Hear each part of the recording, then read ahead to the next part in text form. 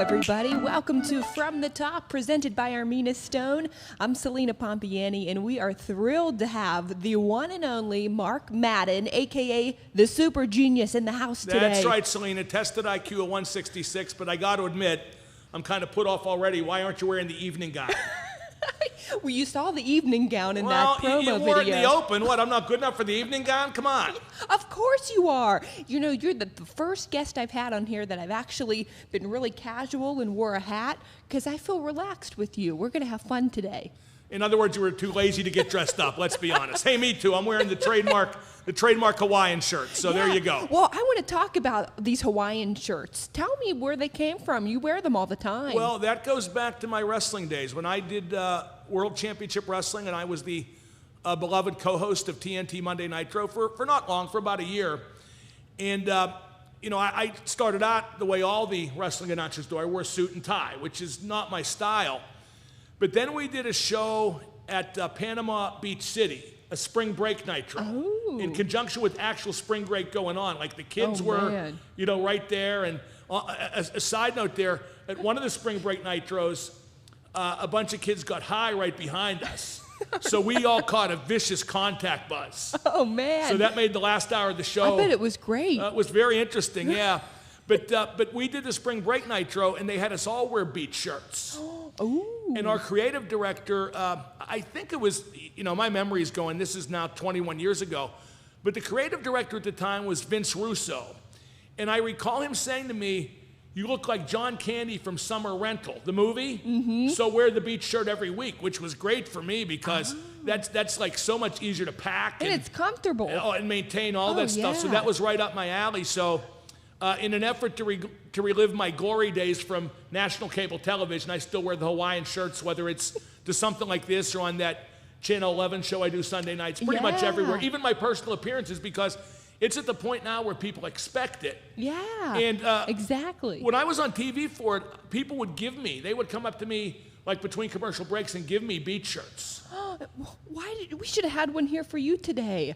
No, I'll just take the free countertop. When we're done here. That's even better. We can make that happen. Maybe you have a countertop that resembles my pattern on my beach shirt. But but those were fun days, and that was kind of a nice thing. And I still have some of those original shirts, believe it or not, although a lot of them are really threadbare by now. Oh, yeah.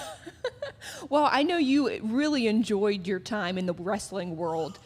Well, yeah, it was up and down. I mean, it is a cesspool in terms of the way the behind the scenes are, and I guess I had 8 years there, only one on TV, but I did like internet. I mean, WCW, we were real pioneers with the use of internet, real audio, and video, streaming and stuff like that.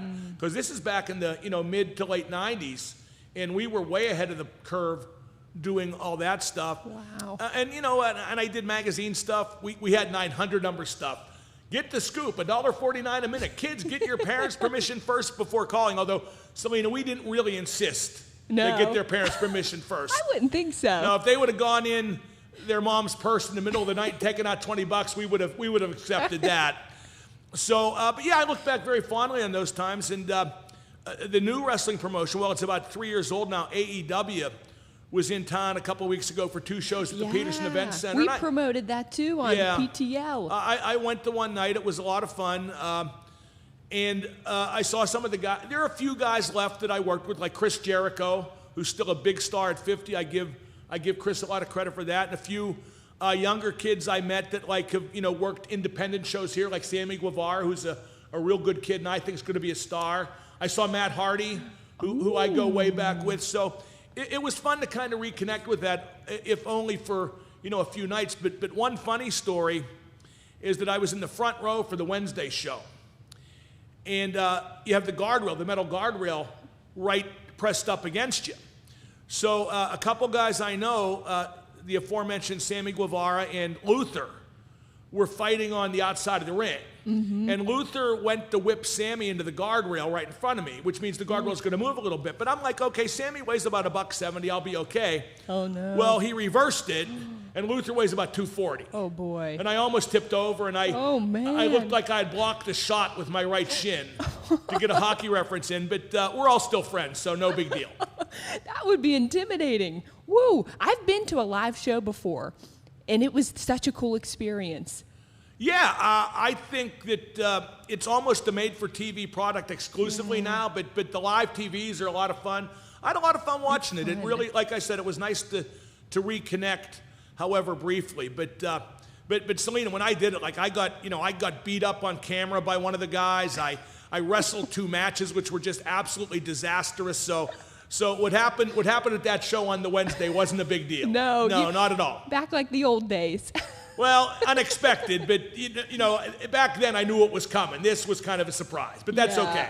Well, so everybody knows you, and I know your show on the radio is extremely popular every day on 105.9 The X. And you told me coming in here that you're actually enjoying a vacation time right now. Yes, I'm off till Labor Day because that's nice. Because after that I'm chained to the Steelers and the Penguins till God knows when. Oh yeah. But I'm going to Vegas to see Guns N' Roses, Ooh. and I'm going to Chicago to see Greta Van Fleet, and then after that it'll be back to the old salt mine.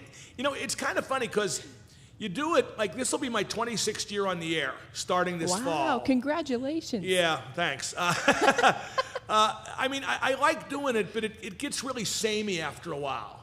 So hopefully this break will re-energize me. I think so. I hope so because, I mean, I still am really into the Penguins. I mean, I'll be very honest. Yeah, right. They're your favorite team, right? And have been since I was a boy. Yeah. I mean, to be affiliated with the team I've supported since I was 6 has been a big part of my career, and to be affiliated, and all the help that Mario Lemieux's given me has been terrific as well. The Steelers, I mean, we weren't a football household when I was a kid, and that doesn't mean we hated them, and that doesn't mean we didn't enjoy the Super Bowls, but we were always a Penguins first household, with the Pirates, believe it or not, being second, although, now they've disappointed me, and everybody else, I think, one time too many, at least one time too many, but yeah, I'm still really into the Penguins. I'm not sure that we're not past our prime in terms of being a legitimate Stanley Cup contender, but I still think the Penguins are a playoff team, and you look at what happens in the playoffs, it seems like every year an unexpected team goes through, like Montreal got to the final this past year, so I'm not counting the Penguins out, but when your core is, 34, 34, and 33, I mean, you look what happened in Chicago after their cups, LA with their cups, Detroit with their cups. They kept their core together, and the team just organically disintegrated. And I'm hoping the Penguins will be different, but why would they be? Why would, unfortunately, they go against that grain? The wild card is Sid, because Sid's still really good at age 33. Yeah, 33. Or is it 30? He just turned 34, didn't he? Did he? 1987. Oh, there's my math. 34. There you go.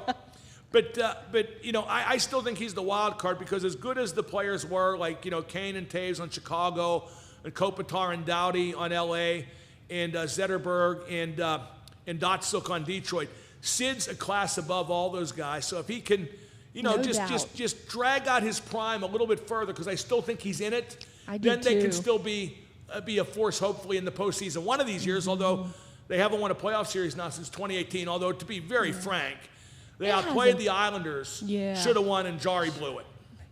I can't disagree there. And I'm a bit trepidatious about him coming back as the number one. But that's their decision. I think if he doesn't play up to the standard expected, that Hextall will make a deal for a goalie at the trade deadline, and it won't be Marc-Andre Fleury. Yeah. Well, you said you've been a big fan since you were 6, your whole life. And you've been able to cover so many amazing opportunities and moments with the team throughout their whole history. What's that been like for you to be there? Well, I always say that if nothing else, I certainly paid my dues. I mean, I was there when they won the Stanley Cup in 2009 in Detroit. I was also there when Ed Westfall scored the only goal of the game in 1975 when they blew a 3-0 series lead to the Islanders. So people, I kind of laugh when people say, oh, they should have won another cup, or they should win another cup. They've won 5. When I was a kid, I didn't expect them to win any ever. So I think, and this goes for the Steelers too, and especially with Ben Roethlisberger, I think the town could be a bit more grateful for what the teams have done and what certain individuals have done, but that's the nature of sports fandom. Absolutely. Well, the true fans, they're there, they stick it out. We have that here. Well, the true fans can be critical too, but I like just referring to Ben again.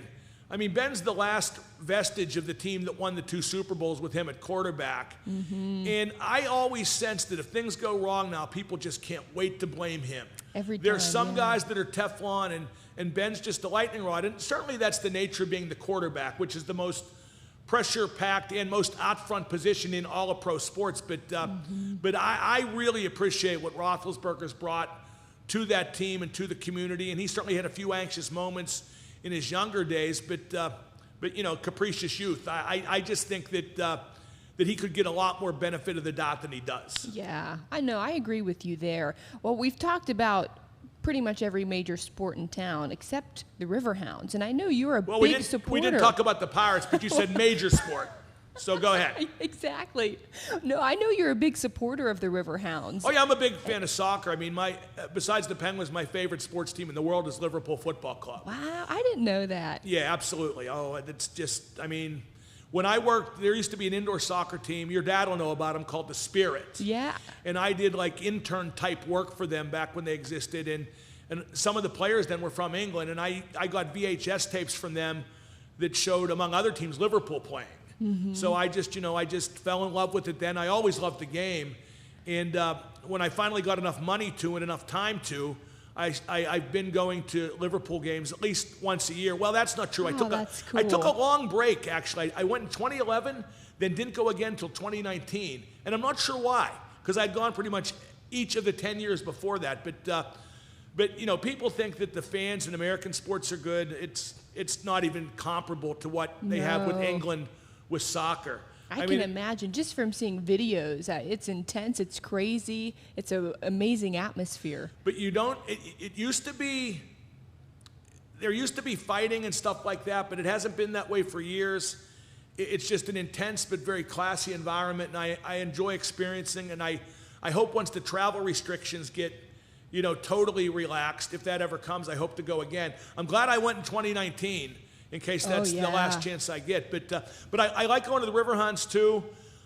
It's basically class AAA soccer. It's one level below Major League Soccer. But Bob Lilly's an excellent coach. Yeah, since they brought him awesome. in, he can really, you know, make a lot out of whatever he gets.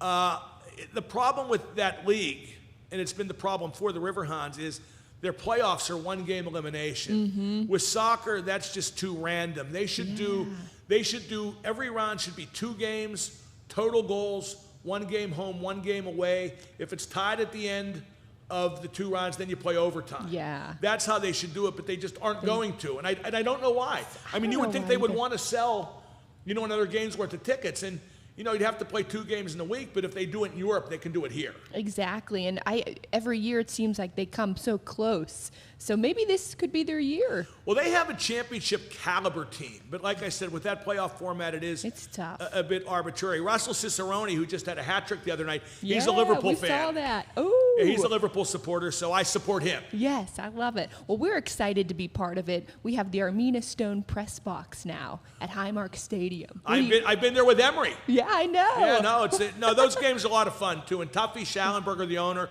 he's a big-time class act. So people always ask, could the Riverhounds go to MLS?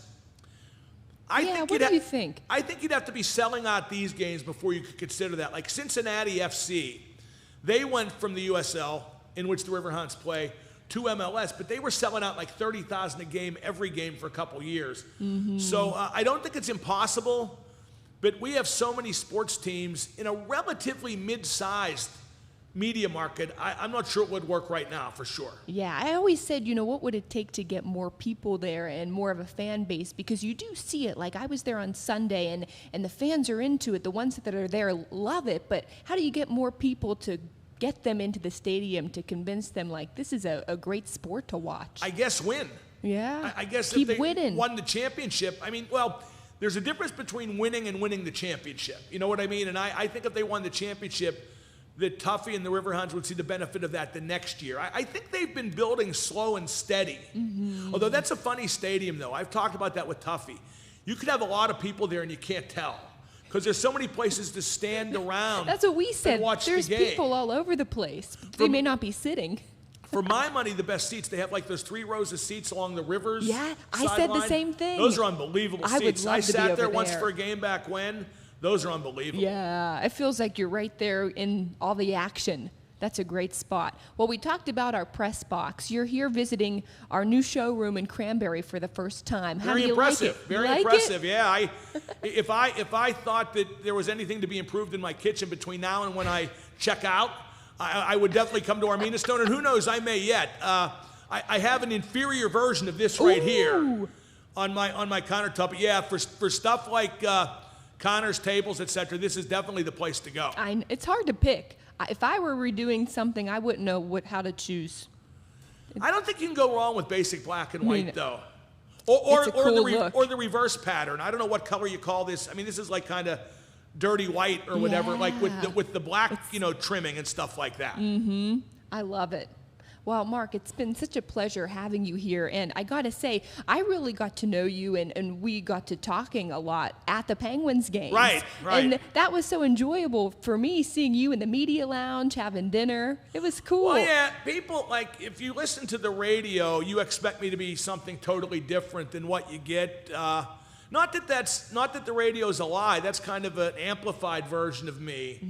But like, the thing is, when I started to do radio, and your dad could probably appreciate this, I learned real quickly, figured out real quickly rather, because honestly, very few of the people that do this in our town have a clue. I'm being just blunt. Right. It's not about memorizing stats and being the quote-unquote sports expert. It's about knowing how to do radio and what'll get people to listen, and more importantly, not switch the dial. Yeah. So that, and you've mastered that. Well, I don't know if I mastered it, but I had like Doug Hirth, the late Doug Hirth, who was a longtime radio host in Pittsburgh, and the end of his career overlapped with my start at 1250. He taught me an awful lot, and I learned by example. And I'll be honest, the other part of my radio personality is Ric Flair, the wrestler who I've been friends with since I was in my mid-20s. I co-wrote his autobiography. He's just a great guy, and obviously the most compelling wrestling personality of all time. And I don't imitate him, but I kind of channel him. You know what I mean? That's like the subtle difference. That way you don't get accused of copying. But like, just a lot of my inflection and pacing comes from him. So like, everybody else, they want to be Jim Rome or who's great, and Colin Cowherd, who's great now. I wanted to be Ric Flair and Doug Hirth. And that's part of your character. It's part of your show. It's who you are. Yeah. Well, at this point, it's kind of organic, and I'm not sure it was ever planned. It just kind of evolved. You know what I have, Celina, and I got to play this on the air someday. At the home I grew up in, when I was cleaning it out after my mother passed, I found a tape of the first show I ever did. We need that. You should have brought it today. It is unrecognizable. Oh man, it is just. Man. It's not horrible, but it's clearly a first show. Yeah. It's clearly somebody kind of trying to find his feet, like none of the bravado, none of that stuff. But but it was, in retrospect, it must have been okay because people listened. There wasn't as much competition back then, but people listened, right off the bat. Well, for somebody I know, I speak at Point Park a lot where I went to school, and so many kids are just so eager and excited to get into sports, whether it's on camera, radio. I mean, people just love it there, and that's a school for journalism and broadcasting. What would you say to somebody who wanted to get into a position like you've been in? It's tough. It's tough. I got to be honest. I think I'm one of the last generation of people who make a lot of money in radio. Thank God. Yeah. I just think now people talk about podcasts and vlogs and all the alternative streaming that you have to There's get just so much. involved in the media, but it's the more there is, the easier it is to get a chance, but the tougher it is to get paid to do it. Oh yeah. So I honestly don't know what I'd suggest. And one thing that's happening too is Jen Bolano, the Penguins PR lady, who's just wonderful. Yeah. She was, I want to say, teaching a class at Point Park a bit too. She was, yeah. And she brought her class to the Penguin game, and she asked me to speak them in the press box. And I said to them, the first thing I noticed, they were like kind of glancing at their phones. Ugh. I go, first off, put your phones away. If I see you using your phone while I'm talking, I'm just going to leave because you're wasting my time. Second off, you're not going to do a job interview over the phone. You're not going to host a radio show or a podcast over your phone. You need to learn to communicate with people. But now the phone thing is just... It's terrible. It's just, you don't learn to communicate anymore. And I think young people are, and I sound like the proverbial, fading old man when I say stuff like that, but it's true. It's true. Even when I have to speak to a class there on Friday, but anytime I go back to speak, more than half of the room, they're not even looking at me. They're just looking at their phone. I should say what you said. If you're going to be on your phone the whole time, I'm leaving. Oh, yeah. Well, and I always, there are a lot of people out there who have podcasts. Like, I don't like now that you can just declare yourself in the media. I call it the pretend media. You can just declare, hey, I'm in the media. I have a podcast. I have a blog. I have a vlog. I have this. I have that. But you're not. No matter what you think, you're not. Yeah. Well, I have it. This has been really encouraging to the young people out there considering my profession. I'm glad to throw a kind word their way. These are all valid points. They need to hear this. It's true. I'll be honest. I've talked to, I have, again, belying my alleged personality as somebody who doesn't like anybody. I've had journalism teachers from high school call me and say, hey, I got a kid here who I think has real potential. He wants to talk to you. And during the pandemic, I did some Zoom calls and stuff like that. Yeah. There was one kid who just was as meek as a church mouse. Oh, boy. And I told him, buddy, I go, you probably don't want to do this. You just don't have the personality to do it. From what I see, I go, if there's something I'm not seeing, I go, tell me. But, he kind of just, like that. And, it just... It's helpful to them. They need to hear that. Well, the number one thing you need to have in this is charisma. That's the number one thing. Anything else is secondary. Look at some of the dopes that are on ESPN that don't know anything, but they have charisma. Yeah. You know what I mean? And I shouldn't let that come off as critical either. That's all you need, for sure. No, it's all good advice. The other thing I wanted to ask you before we go, because I always have I try to be nice to everybody, but it's tough. I always get a lot of hate mail, emails, tweets. Well, I wanted to, my question let's for you. compare sometime. My question for you is, how do you handle the Twitter trolls and the people that are just, it's just hard to deal with sometimes. Well, I got some good advice from one of my wrestling cronies when he was in town, because we follow each other on Twitter. And he said, when you do battle with the trolls, you clutter your timeline and make it less accessible. So since then, I've muted notifications from anybody that I don't follow. And I have done that occasionally. We'll see how long it lasts. But, here's the thing. The people who troll me, and this goes whether it's calling the show. They love it. They just want your attention. Or on Twitter. They're a vocal minority. That's all they are. And the I'll give you an example. I do all kinds of personal appearances. And I've never had anybody, and that's not true. I've been doing this for 26 years. I've had a legitimate problem 4 times. That's it. And that's not many. And part of that's because the people that troll you are, cowards to begin with, operating behind a fake name and no picture. Yeah. Yeah, they'd never say anything. Yeah. So I'm not bothered by it. I mean, occasionally when it gets personal, I might get a little flustered by it, but I'm trying my best right now to ignore it. I feel like I'm in detox from Twitter. So, that's a good thing. Now you have it on your phone. You've upgraded, so you can see it all the time. My iPhone. Everybody I know, I only had an iPhone for 6 or 8 months, and I guess, what does it do? You told me it shows up blue from an iPhone. And everybody I know that's under 30, oh my God, you got an iPhone. That's great. You finally got an iPhone. And they were really excited. Oh, yeah. And I'm like, is this a big deal? It's a big deal. It is a big deal. When I see the green instead of the blue, I'm like, oh no, they don't have an iPhone. Well, I hate texting. Okay. I don't like it either. But there are some of my friends that are a bit younger. I have to do it. Otherwise, I just won't communicate with them.